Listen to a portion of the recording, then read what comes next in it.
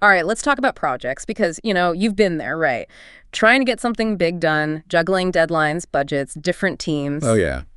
And sometimes it feels, well, less like a well-oiled machine and maybe more like controlled chaos, if you're lucky. Definitely. Or maybe you've seen it where, multiple projects are happening in the organization, but each one's kind of doing its own thing. Totally. Different terms, different tools. Different ways of reporting progress. You just kind of think, wow, there's got to be a better way to, coordinate all this. That feeling is so common. I mean, in a lot of places, projects just sort of pop up, right? Driven by one team or maybe some new initiative. Exactly. And if you don't have that that central point for coordination, for guidance, you just inevitably get inconsistency. And that inconsistency, I mean, it leads to problems, doesn't it? Big time. You get duplicated effort, people doing the same work twice. Miscommunication is huge. Resources get stretched way too thin. And then, ultimately, projects just don't deliver what they were supposed to. It's actually a pretty significant challenge for a lot of organizations. Right. And tackling that challenge, getting a handle on that chaos, that's exactly what today's deep dive is all about. We're diving into this concept that's become, well, pretty fundamental for how modern organizations work efficiently and actually execute their strategies. The project management office, the PMO. Yeah, the PMO. Yeah. And, it's useful to think of it maybe like strategic air traffic control for all the projects flying around your organization. I like that analogy, air traffic control. Right. It's not just about adding red tape or bureaucracy, not at all. It's really about enabling projects to land successfully, and making sure they contribute to the bigger picture. Okay. So our mission today really is to kind of cut through the jargon. Let's unpack what a PMO really is, get a grip on the essential jobs it actually performs, and also explore why there isn't just one kind of PMO. You find lots of different types out there, and each one serves a pretty unique purpose, really shaped by the organization it's sitting in. Yeah, that's a key point. We've pulled together insights from a whole stack of material that really gets into the nuts and bolts of how PMOs work and the value they bring. Right. And listen, while project management office might sound like it's only for, the certified PMPs out there. Yeah. This deep dive is honestly for anyone who's involved in projects or affected by them. If you've ever wondered why certain procedures exist or how projects get picked over others or just how your piece of work fits into the grand scheme of things. And understanding the PMO is key. Exactly. It gives you a kind of blueprint for that whole project landscape you're working within. It really does. It provides context, and clarity. It helps demystify some of those structures and processes that can sometimes feel a bit arbitrary, maybe, when you're looking from the outside in. Understanding the PMO helps you understand the operating system for projects in your organization. Absolutely. The operating system. I like that. So, okay, here's the plan for our deep dive today. We're going to start by grounding ourselves in the core functions, like the absolute must-dos, the essential services any PMO worth its salt performs. The non-negotiables. Right. Then we'll explore that fascinating spectrum of how PMOs are actually structured and the different levels of authority they might hold. Because, a PMO in one company might look completely different from one in another. Totally different flavors. Yeah. And finally, we'll wrap it all up by connecting this back to the tangible impact, the strategic value that a well-run PMO really brings to the table. Sounds good. Ready to head into the command center. Let's do it. Let's unpack this. So the material we're looking at, it really does position the PMO as that central hub, right? That command center for all the project activity. Yeah, absolutely. It's designed to bring, structure, guidance, support, and ultimately success to what can often be a pretty messy world running multiple projects at the same time. Moving from chaos to coordination. That's the goal. Exactly. Chaos to coordination. And a huge part of that coordination, maybe the most foundational piece, actually, is standardizing processes and methodologies. This is where the PMO really starts to create consistency. Okay, standardizing processes and methodologies. Let's break that down. What does that actually look like on the ground? Because, like we said, project work can feel so unique from one project to the next. It really can feel unique, yeah. But think about the fundamentals. Almost any project, right? It has certain phases.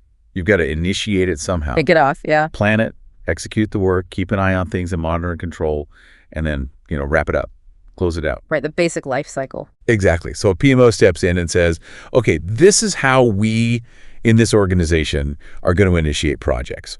Or this is the planning framework we're all going to use. Or here's our standard approach for managing changes when they inevitably come up. Okay. They actually develop and document these standard processes, these methodologies, these best practices. So instead of every single project team trying to figure out like how to do planning completely from scratch. Right. The PMO gives them a template or a guide or something. Exactly. And it's not just about the process steps either. They create those essential templates, things like a standard project charter document or a risk register template, standard meeting minutes formats, the status report format everyone uses. Gotcha. They also identify and sometimes even provide specific tools that could be recommending certain project management software, or maybe it's just a really good template for a work breakdown structure in Excel, or even specific techniques like, here's how we run a productive project kickoff meeting.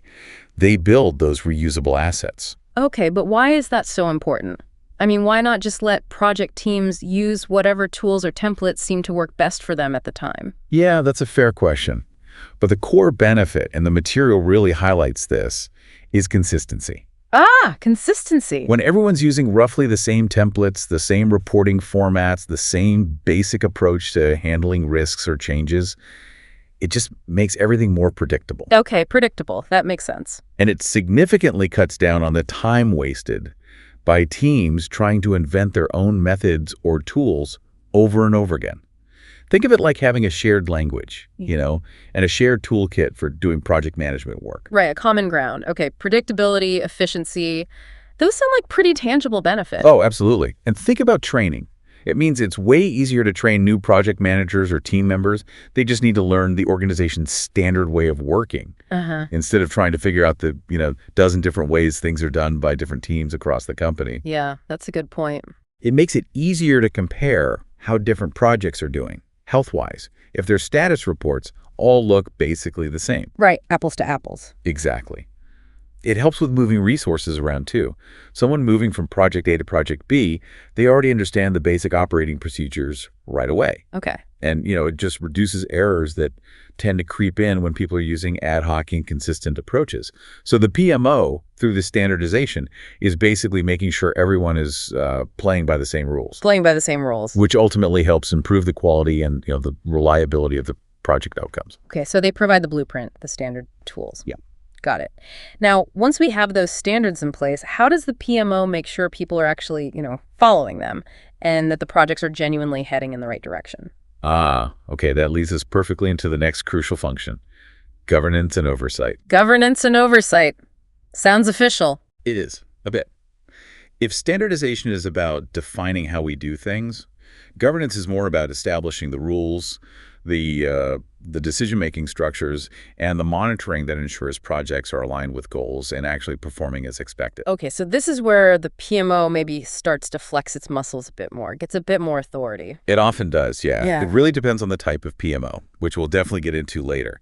But at its core, governance involves defining things like project management policies and procedures. Like what kind of policies? Oh, maybe policies around, say, budget approval thresholds, or how often status reports are required, or specific criteria, sometimes called stage gates, that a project has to meet to move from one phase to the next. Okay, those stage gates, yeah. Right. And the strategic piece is huge here, too, like you hinted. This isn't just about policing compliance. It's also about guiding the ship strategically. Well, a critical role the material really emphasizes is in project selection and prioritization. Think about it. Most organizations have way more ideas for projects than they have resources. People, money, time. Always, yeah. Never enough resources. Exactly. So the PMO, often working very closely with senior leadership, helps evaluate those potential projects. They look at them against the organization's strategic objectives. Okay. Does this project help us enter that new market we're targeting? Is this one essential for, say, regulatory compliance? Does it actually support our main strategic goals? So they're helping filter the ideas. Precisely. They help filter the noise and make sure the organization is investing its limited resources in the right projects, the ones that are actually going to deliver the most strategic bang for the buck. So they're involved right at the very beginning, helping leadership decide which projects even get the green light and get prioritized. Absolutely. And that's critical. It prevents resources from getting tied up in projects that, don't really move the needle for the organization in the long run. Makes sense. And then once projects are underway, Governance continues through that oversight piece. The PMO monitors performance. And again, this isn't just ticking boxes, it's actively tracking key metrics. Like, are we on time? Are we on budget? Exactly. Schedule variance, cost variance, but also things like scope creep. Is the project ballooning out of control? And quality metrics too. Are we building the right thing the right way? And you mentioned tracking milestones and deliverables earlier. That feels pretty tactical, but I guess it's essential for oversight. It is tactical, yeah, but the PMO's role here makes it strategic. By monitoring milestones across a whole portfolio of projects, they can spot potential bottlenecks or maybe interdependencies between projects that individual teams might miss. Like if Project A is late with something Project B needs. Exactly. The PMO is often in the best position to see that wider impact and flag it up early. This kind of oversight helps identify problems before they become huge crises. Right. Allows for course correction. Allows for timely intervention. Exactly. And it ensures projects stay within those established guardrails. On budget, within scope, meeting quality standards. This whole governance function is really the mechanism that ensures projects actually deliver the value they promised and stay aligned with those strategic goals that got them approved in the first place. Okay. So standardization gives us the consistent how. Governance helps choose the what and make sure we're hitting the marks. Makes sense. What about making sure we actually have the people and the money needed to do the work? Yeah, the resources. That takes us to a very practical and often, let's be honest, a very challenging function, resource management. I bet. And the material we looked at is clear. This isn't just about managing the project managers themselves. It's about coordinating all kinds of resources across all the projects. And those resources are broader than just people. Right. You said that earlier. Not just human resources. What else? Budgets, obviously. Equipment, maybe specialized testing gear or machinery. Sometimes even physical space like labs or meeting rooms. Or licenses for specific software tools. All of that counts. Okay. And the PMO's role is to coordinate the allocation of these resources across all the different projects that are running at the same time. Yeah. This is super critical in matrix organization. Oh, yeah, the matrix, where everyone reports to multiple bosses and works on multiple projects. Exactly. It gets complicated fast. Yeah. How does a central PMO help untangle that mess? Yeah, how? Well, primarily through visibility. By having that central view, seeing the resource needs and availability across all the projects, the PMO can help optimize how those resources are used. So they can see the conflicts coming. They can. They can see if, the same critical software engineer or maybe the same expensive piece of test equipment is being requested by 3 different project managers for the exact same 2-week period. Okay.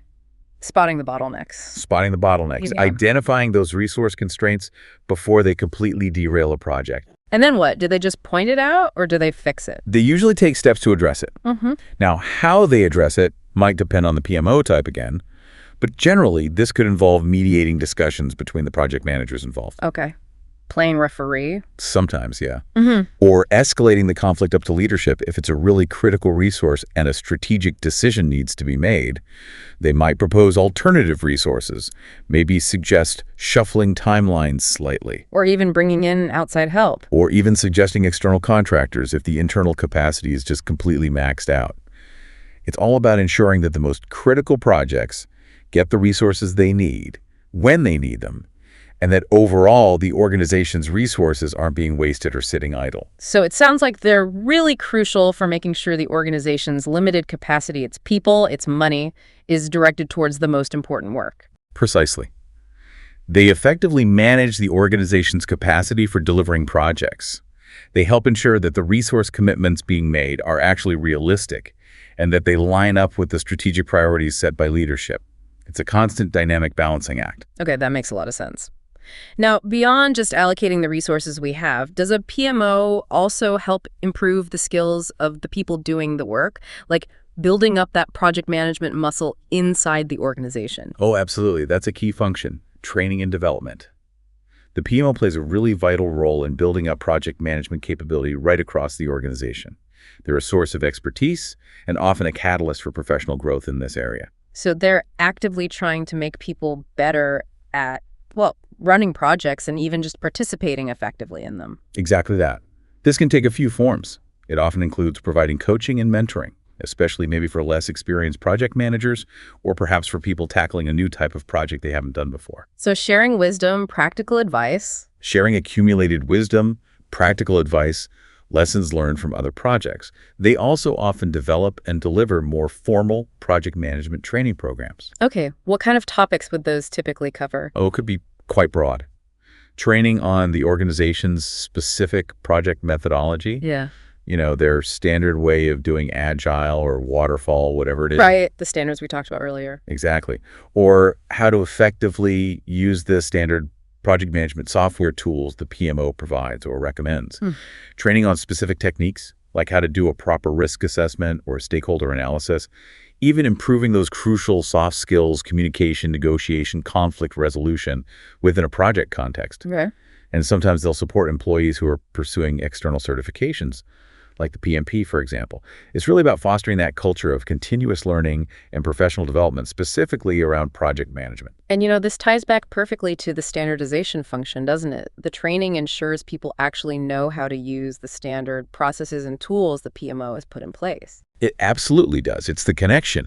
Training and development translate those documented standards and best practices into actual practical skills and behaviors on the ground. Right. It builds competence, it builds confidence, and it drives consistency across the whole project management community within the organization, making everyone more effective in their roles. It really helps lift the overall project management maturity of the entire organization. Okay, so we've got standards, governance, resource management, training.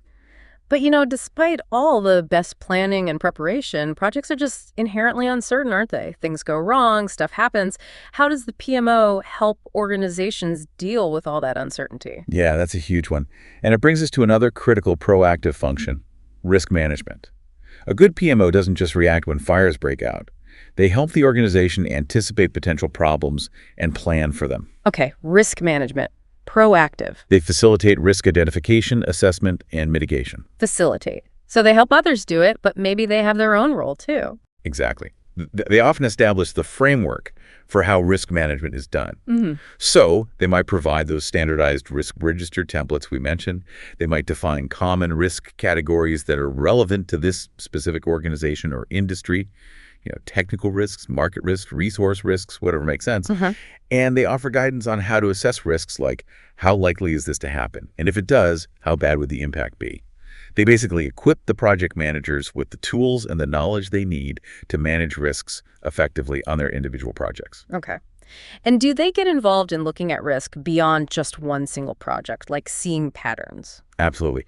And this is where that portfolio view becomes really powerful again. The PMO can aggregate risks from across many different projects. Okay. They might spot a recurring risk pattern that's affecting several initiatives. Maybe, a specific new technology is proving problematic for multiple teams. Or perhaps there's a consistent difficulty in getting a certain type of resource. Right. Things that wouldn't be obvious if you only looked at one project in isolation. Precisely. By seeing these portfolio-level risks, the PMO can highlight these systemic issues to leadership. And potentially, they can initiate broader organizational actions to address the root cause, rather than just having individual project teams constantly battling the same symptom over and over. That's a really key insight. So the PMO sees the forest and helps the project managers deal with the individual trees when it comes to risk. That's a great way to put it, yes. Yeah. They monitor and manage project risks effectively by making sure risks are being tracked, that mitigation plans are actually developed and make sense, and that any trigger events for those risks are being watched. Okay. They offer guidance, they share lessons learned from past risk events, which ties back to that continuous improvement idea, and generally they promote a more proactive, risk-aware culture across the organization. This whole function really helps minimize those nasty surprises and keeps projects on a more stable, predictable path. Okay. Wow. With so much going on, projects starting, running, hitting risks, using shared resources, needing guidance, just keeping everyone informed, sounds like a monumental task in itself. It is. It absolutely is. And that's precisely why communication and reporting is such a vital core function of the PMO. You can think of the PMO as the central nervous system for information flow. It connects all the different players in that whole project ecosystem. Okay, the nervous system. Who are the key players, the key stakeholders they're coordinating communication with? Oh, it's usually a pretty wide audience. I mean, obviously, they facilitate communication among the project managers themselves, helping them share best practices, coordinate dependencies between their projects, that sort of thing. Right, peer-to-peer. But critically, They are often the primary channel for reporting project status upwards to the project sponsors, to senior leadership teams, maybe to steering committees. The people holding the purse strings and making the big decisions. Exactly. And depending on the organization and the type of project, they might also need to communicate with functional managers who are providing the resources, or sometimes even external stakeholders like customers or regulators. Okay, so how do they actually manage all that communication flow? What are the mechanisms? Well, they develop and maintain the essential communication channels and reporting mechanisms. This could mean defining the schedule and the structure for regular project status meetings. It could involve setting up and managing collaborative platforms or project portals where documents and updates are shared centrally. Defining protocols for more formal communications, like how change requests are submitted and reviewed. And really critically, establishing those standardized reporting formats and dashboards we keep coming back to. Yeah, those dashboards seem so important for getting that quick overview, that snapshot of health, are they? They are incredibly valuable if they show the right information consistently. That's key. The PMO designs these dashboards and reports to give clear, concise snapshots of project health. Progress against schedule and budget, key milestones achieved or maybe missed, major issues or risks that need attention. And tailored for different people. Yes, the reporting really needs to be tailored for different audiences. A project manager probably needs pretty granular detail to manage the day-to-day, but an executive, they need a high-level summary to make quick, strategic decisions. They don't have time for the weeds. Right, and having that consistent reporting across all the projects allows leadership to compare performance, spot trends, and make those informed portfolio-level decisions we talked about. It's absolutely essential for visibility and accountability. Think about it. Without a central communication function like the PMO provides, information can easily become siloed within teams. It can be inconsistent from one report to the next, or it might simply not reach the people who actually need it to make timely decisions. The PMO ensures that relevant information flows to the right people at the right time in the right format. Gotcha. And that enables informed action and really fosters collaboration among all the stakeholders involved. Okay, so they make sure everyone knows what's going on. Wow. We've covered standardization, governance, resource management, training, risk management, and now communication. That feels like a pretty comprehensive suite of services. It really covers the core operational aspects. But the project landscape is always changing, isn't it? And organizations hopefully learn as they go. How does a PMO help capture that learning and actually get better over time? Yes. That brings us neatly to the final core function we need to discuss: continuous improvement. A PMO isn't meant to be a static entity set in stone. It's designed to learn, to adapt, and to actively drive the evolution of project management practices within the organization. Okay, so this is about making that whole project delivery engine more efficient, more effective over the long haul. Exactly. Think of it as the PMO tuning itself and tuning the organization's project capabilities. They constantly monitor how effective the current project management practices actually are. They look at project outcomes, which projects were successful, which ones struggled, and importantly, why did they struggle? Digging into the why. Absolutely.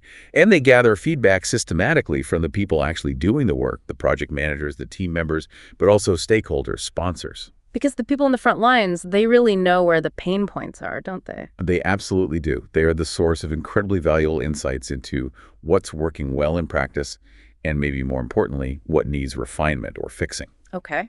So the PMO takes all this feedback, they analyze project performance data, they often conduct formal post-project reviews or retrospectives to capture those crucial lessons learned from completed initiatives. And they identify best practices, those successful approaches or maybe innovative techniques used on one project that really ought to be shared more widely across the organization.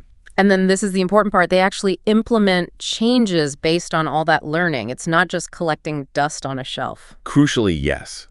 It's not just about gathering data or writing reports that nobody reads.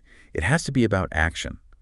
Based on the insights they gain, they implement initiatives designed to enhance the organization's project management capabilities. Like what kind of initiatives? It could be updating their standard templates and processes because they found something wasn't working well. It could be recommending or even implementing new tools or software to address a gap, revising their training programs to cover newly identified skill needs, or sometimes even advocating for broader organizational changes that remove common roadblocks to project success. Their ultimate aim here is to drive organizational excellence in project delivery, to make the entire enterprise better and better at planning projects, executing them successfully, and learning from the experience. So in a way, the PMO acts as the organization's memory for project work and the engine for evolving how that work gets done. It kind of closes the loop, right? Learning from experience and making things better for the future. That's a perfect way to describe it. It ensures that the project organization is a learning system, one that's constantly refining its approach based on real-world experience and results. Wow, okay. So when you put all 7 of those functions together, standardization, governance and oversight, resource management, training and development, risk management, communication and reporting, and continuous improvement, that is a really powerful set of functions. Yeah, it really is. That is the command center in action, isn't it? Bringing order, building capability, providing strategic guidance to that whole project landscape. It really paints a clear picture of the core value proposition of having a PMO. But as you mentioned right at the start, not all PMOs are created equal. The way these functions are actually implemented, and especially the level of authority or control the PMO holds, can vary dramatically from place to place. Right. That was clear from the material, too. There's no single right way to set up a PMO that works for everyone. It's highly dependent on the specific context of the organization, isn't it? Absolutely. Things like, how big is the organization? What industry is it in? What's the company culture like? Is it very hierarchical or more decentralized? How mature are its existing project management practices? And what are its current strategic priorities? All of those factors really influence what the ideal PMO structure looks like. Okay. So let's explore some of those different flavors you might encounter out there. Sounds good. Where should we start? Maybe with the one that's often described as having the least direct authority, but still being really valuable, the supportive PMO. Yes. Let's start there. The supportive PMO. It's generally characterized by having relatively low control over how individual projects are run, but offering a high degree of support to the project teams. Low control, high support. Okay. So they offer help, they offer guidance, but they don't really mandate compliance in a super strict way. Exactly. Their primary role is to be that resource hub we talked about, a center of excellence, a source of expertise. They provide those foundational elements, the templates, the tools, the documentation on best practices, the training materials, and they give project managers and teams access to experienced project management knowledge, maybe through coaching or just being available to answer questions. They act more like internal consultants or coaches. Right. Offering advice and guidance to teams who, seek it out. Precisely. The source material actually used the analogy of librarians and coaches for this type, which I think is quite fitting. Yeah, explain that a bit more. Librarian and coach. Well, think about a librarian. They provide you with access to all the books and resources you might need, right? But you decide which ones to check out and how you're going to use them. Okay. Makes sense. And a coach. They give you advice, they help you develop your skills, they suggest plays, but ultimately, you are the one on the field playing the game and making the real-time decisions. Gotcha. So a supportive PMO is similar. It's a repository of knowledge, it offers personalized support and guidance, but it empowers the project managers, respecting their autonomy to run their projects. Okay. What kind of organization might lean towards setting up a supportive PMO? Or maybe start with one. You often see this in organizations where project management maturity is already pretty decent, where the project managers are generally experienced and capable, or perhaps in organizations where the culture really values autonomy and decentralized decision-making. Right. Doesn't want too much central control. Exactly. It's also a fairly common starting point for organizations that are just beginning to formalize their project management practices and want to introduce some consistency without, really heavy-handed approach right off the bat. And the pros and cons? Well, the pros are that it's typically less expensive to establish and staff than some other types, and it definitely fosters project manager autonomy and ownership. The potential downside, though, is that the level of consistency across projects might still vary quite a bit depending on how much individual teams choose to actually engage with the support and resources the PMO offers. It's optional, in a sense. Okay. So if supportive is low control, let's move up the spectrum a bit. The next one is the controlling PMO. Now, this sounds like it adds that element of, enforcement. It does. You got it. A controlling PMO has a noticeably higher level of authority and control compared to the supportive type. They still provide support, the templates, the training, but they also establish and actively enforce compliance with the established standards, policies, and procedures. Okay, enforce compliance. What does that look like in practice? How do they actually enforce things? Are they like the PMO police? Well, sometimes it might feel that way to project teams, but ideally not. They enforce compliance mainly through things like formal project reviews, maybe conducting audits or assessments at key points in the project lifecycle. Ah, those stage gates again. Exactly.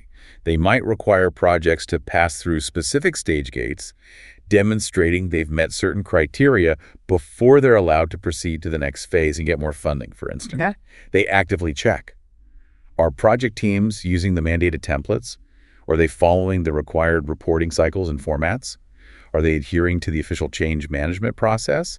Are they meeting specific quality standards or documentation requirements that have been set? The focus is really on ensuring consistency and adherence to that defined framework. So they're kind of checking the project's homework, you could say, making sure it's following the rules the PMO helped set up. That's a pretty good way to think about it, yeah. They're ensuring that projects are being managed within the established guardrails that the organization has decided are important. And where would you typically find this kind of PMO? Often in organizations where that higher degree of consistency is really critical, perhaps due to strict regulatory requirements in their industry. Maybe they're managing a lot of high-risk projects where deviation isn't acceptable, or maybe the overall project management maturity across the organization is still quite variable and needs to be raised more uniformly. Okay. And what are the trade-offs with a controlling PMO? The pros and cons? Well, a big pro is definitely significantly increased consistency and predictability across the entire project portfolio. That's a major benefit. It helps ensure quality standards are met, and it reduces the risk of non-compliance with regulations or internal policies. It can also be quite effective at accelerating the maturity of project management practices throughout the organization. Okay, sounds good. What's the downside? The potential con is that it can sometimes be perceived as, well, bureaucratic or overly rigid by the project teams, especially if the processes aren't well designed or streamlined. Right. If it feels like compliance for compliance sake. Exactly. If the emphasis feels too much like just checking boxes rather than actually enabling project success, it can create friction. It really requires a careful balancing act to be effective without stifling teams. Okay, so from controlling, which enforces the rules, the next step seems to be the directive PMO. Now, this sounds like the PMO gets really hands-on. It absolutely is. A directive PMO takes a very active, direct role in project execution. In fact, they often directly manage key projects or even entire project portfolios themselves. Wow. So they aren't just guiding or enforcing compliance, they're actually running the projects. Like the PMO staff are the project managers. Exactly. In this model, you'll often find that the PMO staff are the dedicated project managers for many, if not all, of the organization's significant initiatives. They take direct responsibility for project delivery. So they're making the key decisions, controlling the budgets directly. Yes, making key day-to-day decisions, controlling project budgets, allocating resources specifically for the projects under their direct management. They hold significant authority and have very direct influence over how projects are executed. Why would an organization choose this model? It seems like it centralizes a huge amount of power and responsibility within the PMO itself. Yeah, it does. Organizations often opt for a directive PMO when they have a strong need to rapidly mature their project delivery capability across the board, or maybe more commonly for managing highly critical, very complex, or strategically vital projects, where having that centralized expert control is seen as paramount to success. Ah, okay. So if a project absolutely has to succeed, maybe you give it to the directive PMO. That can be the thinking, yes. It ensures a very high degree of consistency and control over how those crucial projects are executed, especially if the project management capability or discipline is maybe inconsistent or less developed in other parts of the organization. It effectively centralizes the specialized project management skills. Okay.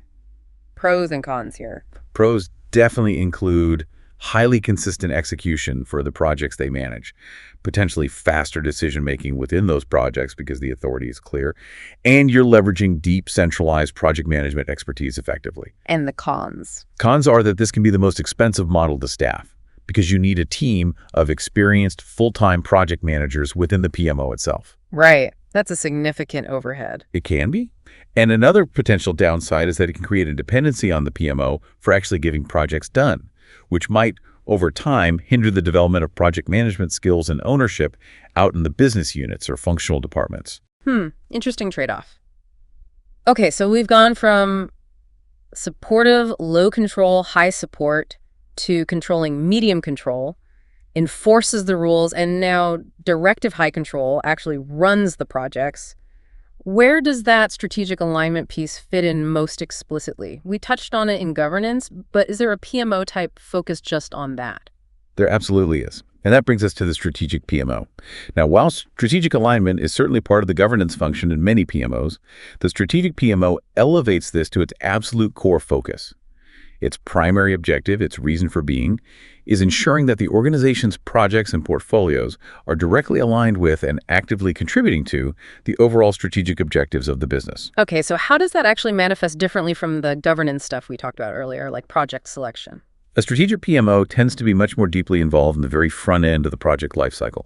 And crucially, in the ongoing portfolio management process, they work extremely closely with senior leadership. Right up at the executive level. Exactly.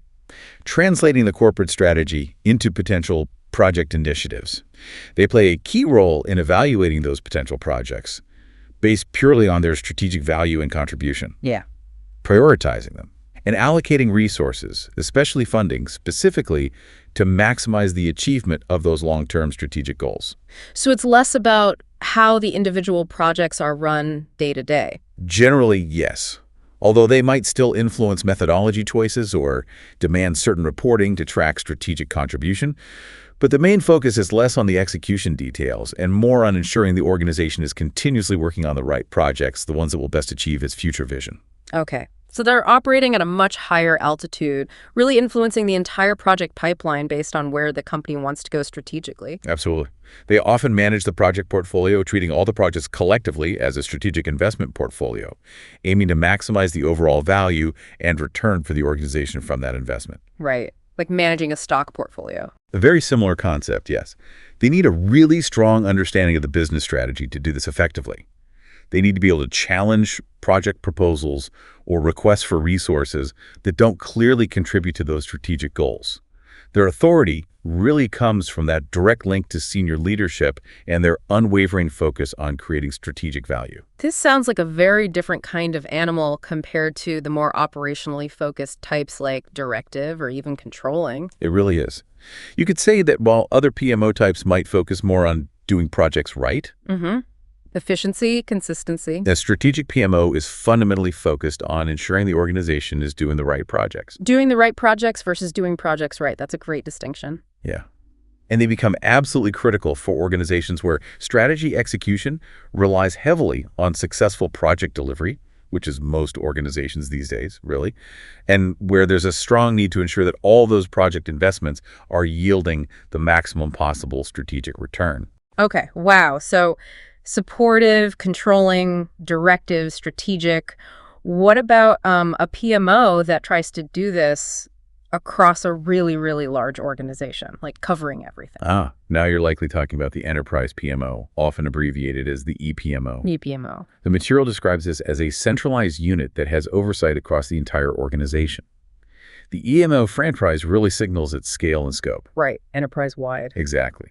An EPMO aims to provide strategic direction, governance, and support for project management practices across all departments, all business units, and all major initiatives. It's not necessarily a distinct type in terms of its control level, like supportive or directive. Rather, it's defined by its scope. Okay. An EPMO often incorporates elements of the supportive, controlling, and maybe even strategic or directive functions, but the key difference is that it applies them consistently on a comprehensive, organization-wide scale. So it's trying to bring that consistency and strategic alignment absolutely everywhere within a large company. That's precisely the goal. You typically see EPMOs established in large, complex organizations, maybe global corporations, for instance, where they need to achieve a high level of consistency and strategic alignment across potentially very diverse, sometimes siloed parts of the business. What are they trying to achieve by doing that? They aim to provide leadership with a single, consolidated view of all the major projects and initiatives happening across the entire enterprise. Yeah. To help eliminate redundant or conflicting efforts between different divisions, to optimize resource allocation at a global level, and ultimately to drive organizational excellence and maturity in project delivery across the board. That sounds like a massive undertaking. What are the challenges of trying to operate at that enterprise scale? Oh, the challenges are significant. Getting genuine buy-in and consistent adoption across potentially disparate departments, each maybe with its own culture, its own priorities, its own way of doing things historically, that's huge. Yeah, I can imagine the turf wars. Exactly. And just the sheer complexity of overseeing and coordinating potentially hundreds or even thousands of initiatives in a large enterprise requires really robust systems, well-defined processes, and often significant organizational change management effort to make it stick. It's definitely not a trivial thing to set up and run effectively. Okay, so we have these sort of distinct models: supportive, controlling, directive, strategic, enterprise. But you mentioned earlier, and it feels right, that the real world is often messier than these neat boxes. Do organizations always fit cleanly into just one of these categories? Rarely. Almost never in practice. And that's precisely where the final type comes in, which the material calls the hybrid PMO. Hybrid, okay, mixing and matching. Exactly. The material acknowledges, and I think this reflects reality, that the most common and often the most effective PMO structure is actually one that thoughtfully combines elements from these different pure types to meet the organization's unique, specific, and often evolving needs. So it's tailor-made, essentially. Precisely. It's a bespoke PMO. For example, a hybrid PMO might be primarily supportive in its overall philosophy, offering tools, templates, training. But it might incorporate specific controlling elements for, say, high-risk projects or initiatives with strict regulatory compliance requirements. Ah, okay. So maybe mandatory stage gate reviews only for those specific types of projects. Exactly. Or another example. Maybe a PMO acts in a directive way for all IT software development projects where they have deep technical expertise, but functions more like a strategic or supportive PMO for business transformation initiatives led by the business units themselves. That seems much more practical, doesn't it? It allows organizations to build the PMO they actually need based on their specific context, different needs in different areas, rather than trying to force-fit some generic one-size-fits-all model onto themselves. It really does. It offers significant flexibility and the ability to customize. The specific functions the PMO performs and the level of authority or control it wields can be mixed and matched based on all those factors we discussed. The complexity of different types of projects the organization runs, the maturity of project management skills in different parts of the company, the overall organizational culture, and, of course, the specific strategic priorities at any given time. And it can change over time. Absolutely. A hybrid PMO structure allows the PMO to adapt and evolve as the organization itself changes, as its project management capabilities mature, or as its strategic focus shifts. It really acknowledges that fundamental truth. Yeah. One size definitely does not fit all in the complex world of PMOs. Yeah, it reflects the dynamic nature of organizations themselves. Okay, wow. So we've really charted the territory here. We've covered those 7 core functions that define what a PMO actually does, from standardization all the way to continuous improvement. At the building blocks. And we've navigated that whole spectrum of 6 different types: supportive, controlling, directive, strategic, enterprise, and that adaptable hybrid, which describe how a PMO can be structured and the kind of authority it might wield. That feels like a pretty comprehensive look at the PMO landscape. It definitely lays the foundation. Yeah. And understanding all of that naturally leads us to the final critical piece of the puzzle, the PMO's impact. Yeah. Driving success and value.